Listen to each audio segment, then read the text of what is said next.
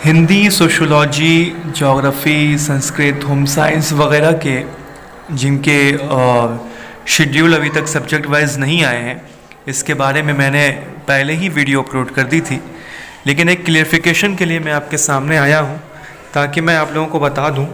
जैसे कि आपको यहाँ पे हिंदी, ज्योग्राफ़ी, संस्कृत वगैरह का नहीं दिख रहा होगा, तो जो 7 सब्जेक्ट हैं, बंगाली है, कन्नड़ा है, home science, Hindi, geography, sociology और संस्कृत, ये जो है 15 से 23 दिसंबर के दरमियान ये कंडक्ट होगा।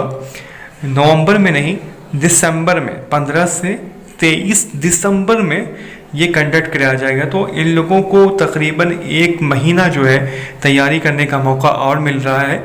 तो इस 1 महीने को गनीमत जानें और अपनी तैयारी को और भी पुख्ता करें और भी मजबूत करें।